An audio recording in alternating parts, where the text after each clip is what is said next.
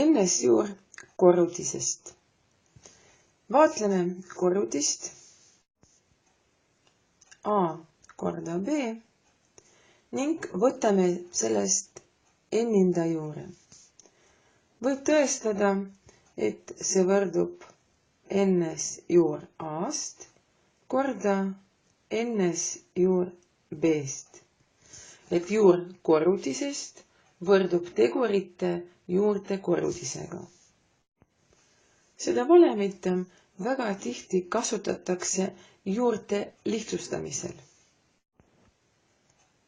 Ja näiteks lihtsustame kolmanda juure 32-st. Antud juhul võib rääkida ainult lihtsustamisest, kuna täisarvulist kuupjuurt arvust 32 ei ole olemas. Ei ole olemas sellist täisarvu, mille kolmas aste on 32. Seda võib teha kahel viisil.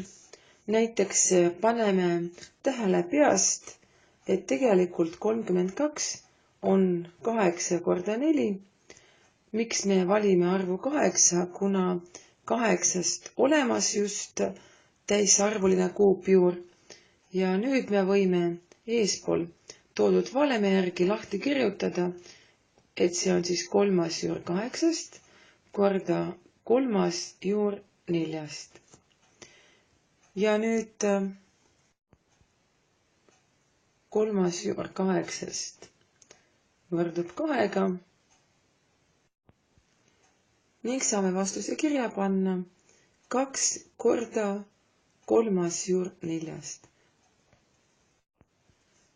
Me loeme, et ülesanne on täidetud, juur on lihtsustatud, sellepärast, et juuritav on väiksem kui esialgne juuritav, et 4 on väiksem kui 32.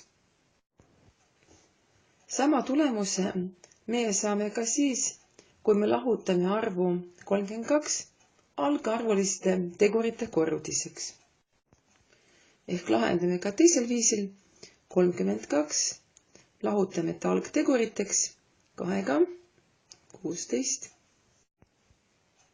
2, 8, 2, 4, 2, 2 ja 2, 1.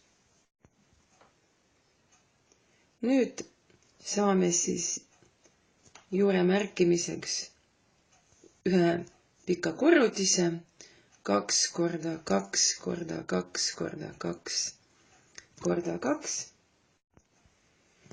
Ja nüüd me vajame kolmikut, 3 täpselt samasugust tegurit ja see tähendaks, et tegemist on kolmanda juurega 2 astmes 3 ja korda siis kolmas juur 2 astmes 2. Esimene juur annab meile ilusti arvu 2 ja kahjuks teine juur jääbki samaks, kuna astende 2 on väiksem kui juurija 3 ja meil ei ole võimalik lihtsamaks teha ja ka täisarvulist juurt me ei saa. Nii et kolmas juur ja 4. Ja vaatame kolmandat varianti, kus absoluutselt sai kiiresti teha peast antud ülesannet, sest kui me paneme tähele, et 32 on 2 aste, see on 2 astmes 5 ja nüüd kuna 5 on suurem kui 3, meie saame lihtsamaks teha oma juuritavat ja 5 miinus 3 on 2, see ongi see 2, mis jääb juure alla, et 2 tegurit jäi juure alla või tegelikult, kui arvud oleksid suuremad, me peaksime 5 jagama 3-ga, niimoodi me saaks teada, et kui 5 jagatud 3-ga on 1 terve ehk 2 astmes 1 tuleb siis juurde ette ja kuna jäägiks on 2, siis 2 astmes 2 jääb juuremärgi alla, nii et me saame ikkagi endise tulemuse 2 ja kolmas juur 4. Vaatame veel ühte kuupjuurt tähtavaldisest. Olgu meil antud kolmas juur 16, x astmes 5 ja y astmes 2. Paneme tähele, et täisarvulist juurt me praegu ei saa ja see tähendab, et on võimalik meil siis meie juuritavad lihtsustada. Arv 16 on kahe arvu korrutis 8 korda 2. Valime just 8 kasuks, kuna 8-st olemas kuupjuur. Ning edasi, kui me vaatame tähti, ma kirjutan ükskord pikalt lahti.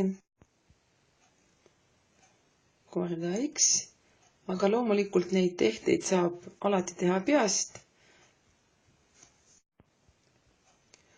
Ja nüüd selle eespoolt toodud valemi järgi me võime lahti kirjutada kolmas juur 8-st korda siis kolmas juur 2-st.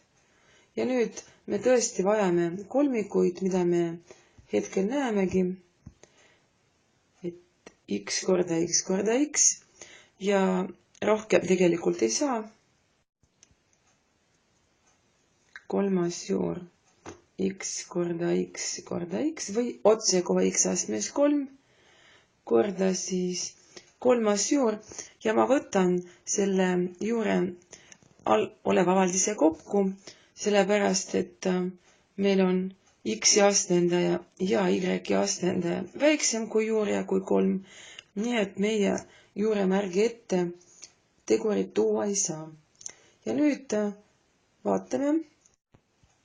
Saime 2 täisarvulist juurt, see on siis 2 ja x ning juuremärgi alla jääb teisest juurest arv 2 ja viimasest juurest x astmes 2, y astmes 2.